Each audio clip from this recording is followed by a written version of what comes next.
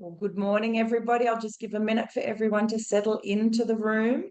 Hope you've got a hot coffee or tea with you today. All right, well, welcome. Today is day 2 of our 2025 Wellbeing Education Summit, and we are excited to start today talking about some more practical strategies that you can use within your worlds, your schools, your classrooms, your staff rooms. So before I get started, I just want to acknowledge the traditional landowners. I'm coming to you from Gadigal land.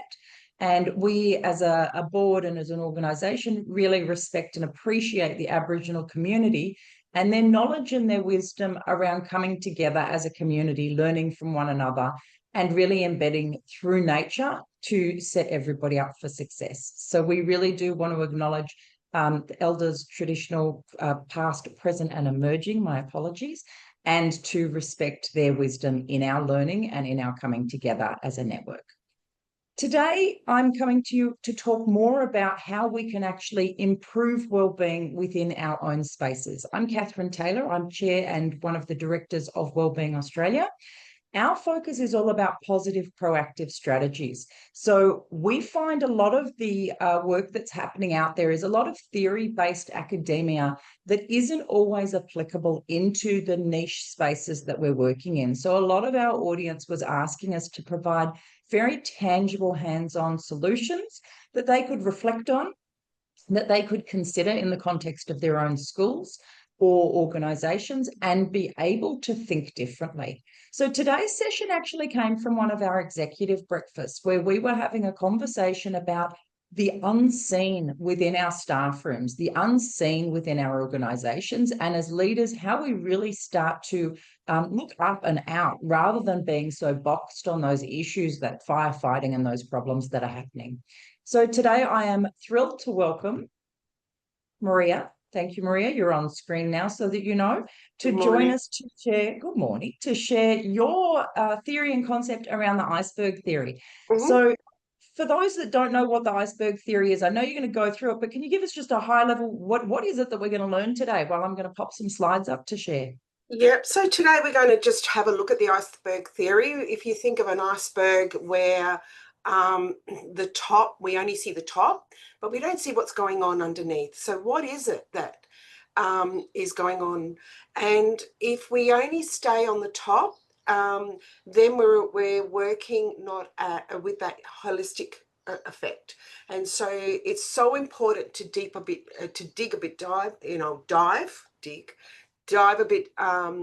deeper and really understand what is going on for that young person and why are we seeing the behaviours that are in front of us. Beautiful. Well said. And that's so much the conversation, isn't it? And I know when we did do this at the breakfast, it was like light bulb moments for the people in the room where they were going, oh my gosh, I'd never even considered that. And so much of what we're hearing out there is what is impacting our staff are the behaviours and the challenges in the classroom, the trauma from things that are happening. And so you're going to give us a bit of a lens of what's really happening rather than that surface level we're seeing. So I have your slides. Let me know when you want me to click through. Sure. I just want to also say, if we keep working at that superficial level, you know, we can make all the different programs and we can change the way we're doing things, but unless we're going deeper, it will not change. So I agree. You can start. All right. So the way I'm going to run this is I'm going to mainly talk, and I know talk about it in a more telling a story, asking questions. So I think you're able to comment. So if there's anything, please do along the way. You don't have to wait to the end, because I want this more to be as a conversation, as a workshop, more than thank you, Maria. I've just popped in the chat, so definitely everyone pop those questions in the Q&A or the chat. Q&A is invisible to everybody else. The chat can be visible, or you can just make it to us for the panelists. So let's start with the hidden crisis in our classrooms. So what we see versus how we get there. think about how many times you have looked at a struggling student and felt like deep down that you're missing something crucial. That frustration you feel, no matter what you do, there's always this frustration. That is actually your educator's instinct telling you there's more beneath the surface. So if today, hopefully, you'll go away with some tools that's going to help you transform that frustration into greatest teaching, like a superpower type of thing, where it feels more positive, you've got more understanding, and you feel more equipped with what's going on. So I'll break that down as we go along. We can go, yeah. So let's think about for a minute. I want you to imagine walking into your own classroom or your workplace with the ability to see each student's complete story. Picture the moment that when that difficult student finally opens up because you understood what they were needing all along. This isn't just teaching, this is the transformation. And it starts with understanding that every challenging behavior is communication about an unmet need. They're not out to make life difficult. They're not out to, get up in the morning, come to school and think, I'm going to make my teachers or the school life difficult today. There's an unmet need. And we don't know what it is because we don't know what's going on in the background. We don't know what's happened in the mornings. We don't know what happened the night before. So all we can see is this behavior in front of us. So how do we tap that in? So I, about 4 years ago, Alex, and I've changed, obviously, the profile of this young person for confidentiality. But Alex, I met Alex. He was brilliant. He was 14 years old. But the interesting thing is, once he came to me or came to Sassy, he was labelled, defiant. That he was lazy. He had gone from school to school. I think it was about 3 or 4 schools. And every time he was moved on, there was no real difference. It just, it just kept the same behavior or similar behavior was just going from school to school. So the issue was just getting moved from one to, to the other. And, then I did, so that was the top of the iceberg, if we can think about that. Down the bottom, I went a little bit deep and I discovered that his grandmother, who was at that time his primary carer, was in hospice and wasn't doing great. And this boy who could not express, I suppose, what was going on, was so angry, and he was scared, and he had no one to talk to because at that time, mum was too busy with her drugs, dad was in prison. He, grandma was the person that he trusted the most. So Alex, one thing that Alex at that time taught me, that beneath every challenging behavior is a student trying to communicate something vital. And that revelation didn't just change how I spoke to Alex, it changed who I am as an educator.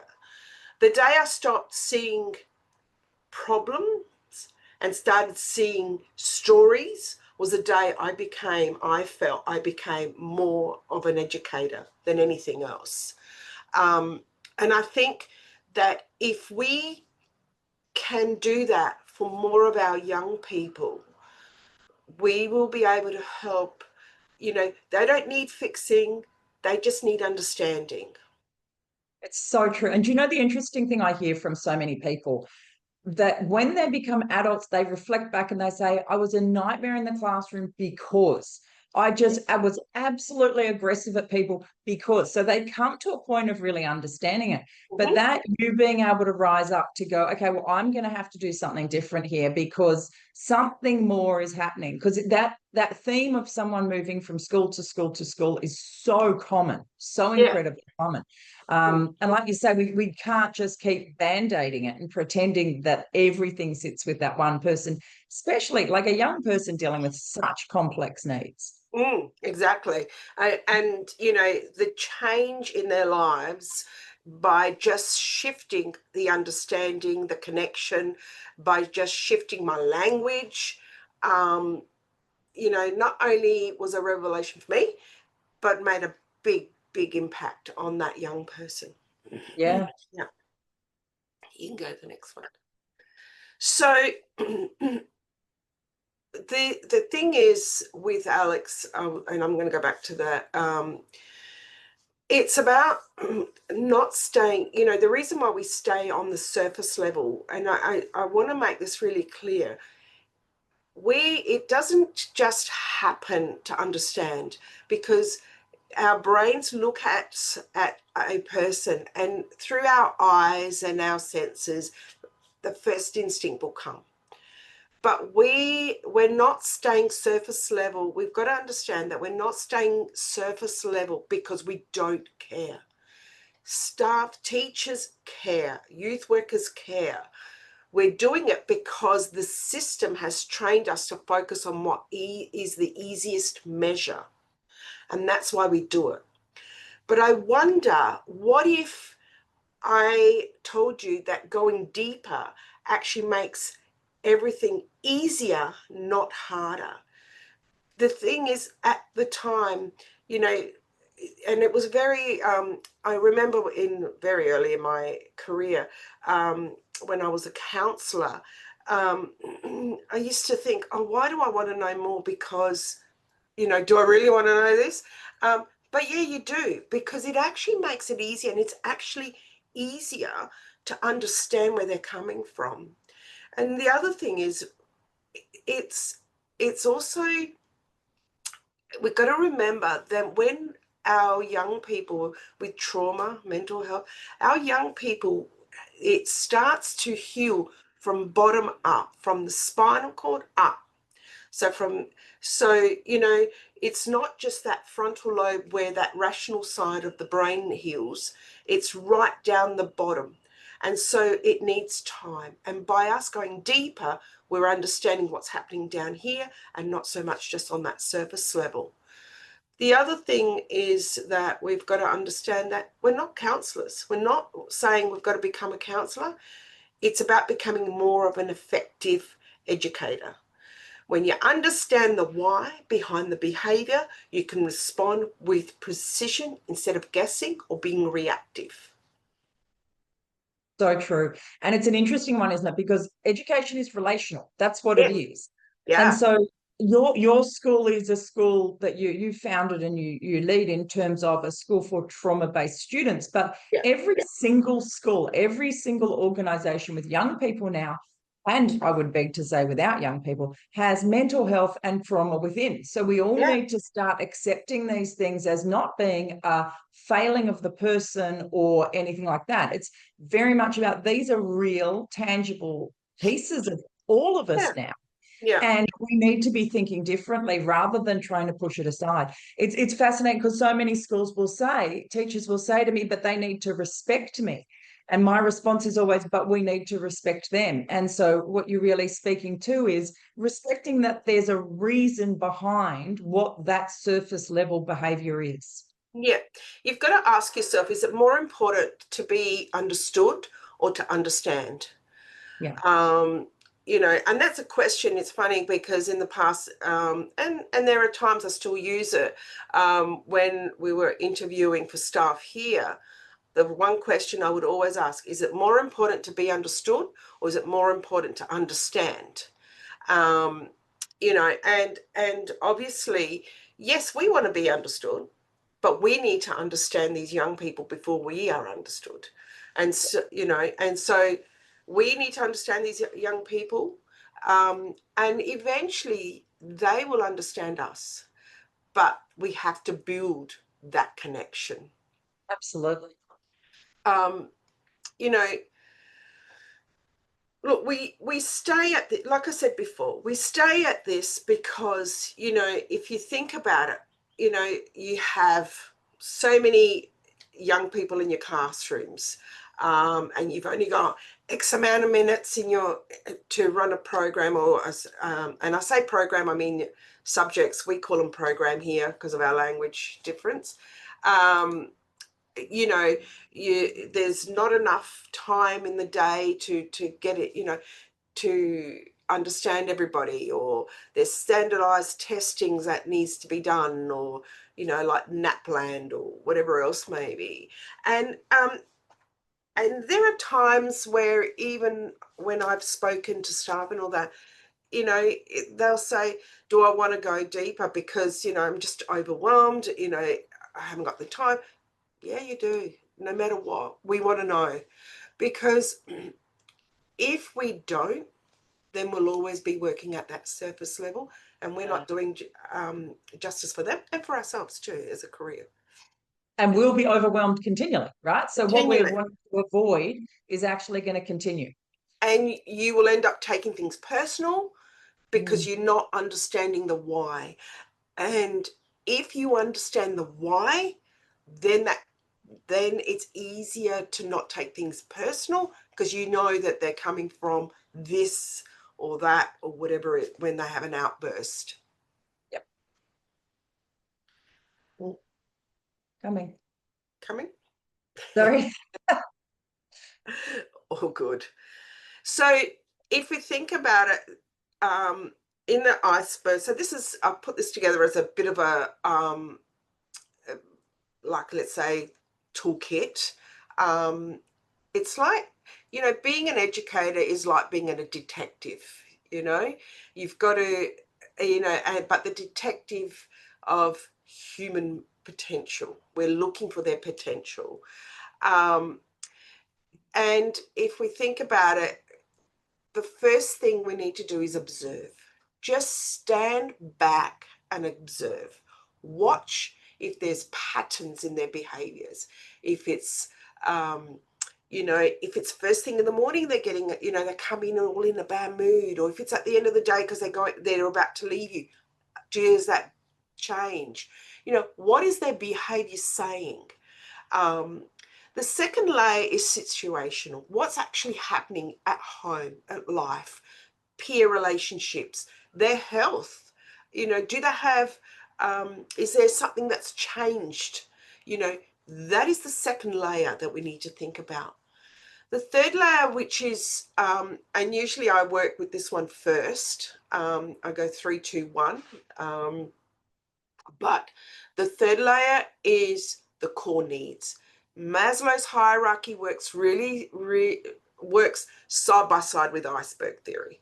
So think about, you know, what's driving everything. You know, if they're homeless, if they've got no one with them, therefore they've got no connection. They've got no sense of belonging, you know, no safety. That's all that bottom layer of Maslow's hierarchy, which is the most important. So you need to create that to come up, and then you go into the next. But observe all the time. Listen, less talk, more listening and observing. I think we so often assume those core needs are met. So Yeah. often we just assume they're coming to us, so they have somewhere they've come from and all those needs are being met. And quite often with a lot of the young people I work with that are more challenged at school, Yeah. they know what's happening for them, but they're coming from somewhere that they don't feel safe. So they come to school in the holidays. Yeah. Yeah. So many schools will say to me, these kids just won't go home. We can't get rid of them in the holidays. That's a massive sign for you, right? Yeah. It's a massive sign that they feel safer with you than in their own home or wherever they are living in that space. Yeah, so true. And they're always here. And if they're in trouble, they'll come here. So, yeah. So here's some tools. 2-minute check-in every day. You know, it takes 2 minutes to say, how are you this morning? Now, if you know the student very well enough and they come in with headphones and that tells you, because you've had that conversation with them, when I've got headphones on, I do not want to talk to anybody. Don't do it then. Do it when they take them off because they're ready to speak. Think about, That's an interesting one though, Maria, because a lot of schools have policies you can't have headphones in. yeah, and that's where it's difficult for me because we allow headphones because music is so important to our young people. It helps to bring them down. It helps them, they can't have it out blaring. They can have it through their headphones. There is no difference for us whether they're working along on laptops and have their music in. The only thing is they need to check in, which take your headphones off so you can hear the teacher, then you can put them back on. But it is important that if they're walking into the classroom because they've just arrived and they've still got them on, it's telling you something. It's not that they're being defiant, it's telling you something. Mm. So just give them a couple of minutes. Just don't jump on and be reactive. Just So respond. true. Because hoods are the same, right? Hoods and caps. Oh, hoodies, cap, hair, long hair over the eyes. It's because they don't want to be seen. Yeah. Look at where it's coming from, not what's not fitting with the rule, and rethink rules, I guess, is what you're saying as well. Rethink rules and think about what, I always think to myself, what is really important here? What is, and try and be more responsive and have, you might be in the classroom or you might be one-on-one with them and not speak. That's okay. Hold that space because you're holding that safe space for them. The other thing is look for the story seeking questions. Things like, what's your brain telling you about this, if they've told you a story, or when do you feel most successful? Or one thing I do try and also I use a lot is help me understand. So I'm taking it away from them and I'm empowering them by saying, you're the expert about yourself. Tell me, because I don't know. So help me understand. Pattern tractors, notice when behaviors and shifts and what triggers that change. And always work from strengths. Lead with strengths, what they do well, not what they're struggling with. And, like sometimes I've had conversations with young people who are really down and they say, I've made so many mistakes, and I just say, no, they're not mistakes. That you've just worked out how it doesn't work. They are life lessons. Let's work out how it does work. Let's try this again. And you can teach, like even in maths, if they say to me, I haven't got this problem right, I'll say to them, number one, I own up, I can't, maths is not my thing. So I'm showing them that I'm vulnerable with maths too. Number two, I'm saying to them, you know what? You've just helped me to work out how it doesn't work. Now let's get somebody to show us how it does work. You've just taught me another way and you've taught me something. What that does is it empowers them and doesn't bring that negativity because they've got enough in their life going on. And that strengths, but like I work with a lot of all ages, but particularly young people with ADHD and other needs, and they see it as a weakness. They see it as a problem. And I'm always saying to them, this is a massive gift you have when we know how to use it more. The simple situation is in the context we're in, you can't see how to use it or how it fits. That's our jobs. Our jobs to help them to work out how to do that. And to be hopeful for the future. So I love that strength lens. And I also love your comments about being vulnerable and being honest that we're all learning, right? That whole concept of failure is a big issue at the moment. We're all fearful of failure. We don't want to look like we don't know in the workplace. We don't want to speak up in the classroom unless we know exactly what the answer is. And so it's becoming a really big problem in a lot of classrooms where people can't get young people to engage and answer questions because they're so fearful of getting it wrong, particularly in front of their peers. And, young people know they are the best detectives. Oh, they're like little police They just know when you're not real. So be Yep. real, So, the new reality, behavior issues, can drop up to 90% because these students feel more understood, not judged. Engagement goes up because learning connects to students' real life and interests. One thing at SASI we embed well-being and education together. We do not do one or the other. It is embedded. It is not a program, it is embedded because learning equals well-being and education. If you're not feeling well, you ain't going to do no education. And if you're not doing education, you're not going to feel good about yourself. So it needs to go side by side. It needs to be entwined. And that's really, really important. And make it real for them, because otherwise you're going to get, why do I need to know this? Trust is a big thing. Students share struggles before they become crisis. We can respond to those stories. We can help them before they go into crisis, or into anything, where substance starts getting introduced and stuff like that. Trust that they are coming forward to you so they can build that self-worth too with you. And your energy, your teaching becomes fulfilled again. Your energy rises because it's like, oh, I've got this so-and-so in the classroom today and so-and-so in the classroom today. And it brings down, and your own psychological safety starts to come down because it's like, oh, what am I going to do with these young people? If we do it, if you just shift a little bit, you'll find there is a change. And it won't happen straight away. You need time, but you will have regular light bulb moments and you will see these young people flourish throughout time. So the reality is that the iceberg theory isn't just a theory. This is lived experience of educators who've embraced the iceberg theory, and a lot of ours have here, where their classrooms have become a place where their students feel known, valued, capable of growth.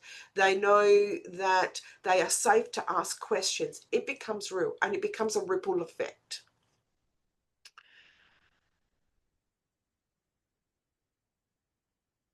So these are for you to think about. If you think about all of this, which student immediately comes to mind during this presentation? What would you change in your classroom if you saw every behavior as communication?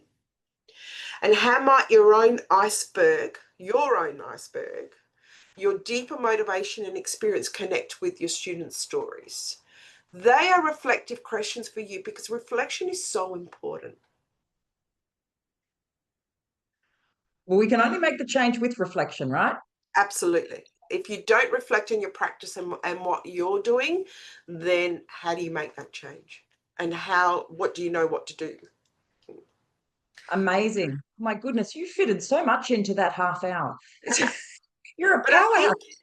I think the one thing I do want, just the last thing I want as a takeaway is the students you find most challenging right now might just be the one with the most profound story to tell.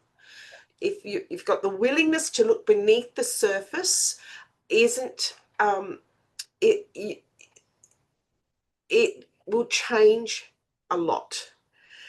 The most powerful part of the iceberg theory isn't the technique. It's the heart change that happens when you realize that every student, no matter how they present on the surface, has a story worth understanding, potential uncovering, and you will see a massive, massive change. Beautiful. And this is something you can apply through, right? So we've got some resources going out to those who have registered today, and it's about being able to apply it in our own context. So that may be with our staff that we are leading. It may be within our family, yeah, because quite often what we're seeing in those contexts are exactly the same. There's just more to the story that we're not aware of yet. Yeah, that's right. And you can, use this in organisations where it's around staff. This morning, we're talking about students, but you can use it so many ways. Beautiful. Thank you, Maria. Amazing as always. Have a great day. Very grateful. Thank you to everyone for attending. I have popped in the chat our next upcoming session, so please do dial back in this afternoon to hear Darren share more about. This will lead on beautifully from what you've shared, Maria, around setting a culture of well-being within your organisation. So actually thinking and unpacking how that looks and feels. And I think the keys that I hear from what you've shared today, Maria, is really being open to listen and seeking to understand rather than coming with my own bias and my judgment piece. And that piece that you mentioned where people are saying, oh my gosh, I've got that kid, I can't stand. I hear it in classrooms, and I know we all do. And for some people, it's so upsetting because they know that young person is more than that.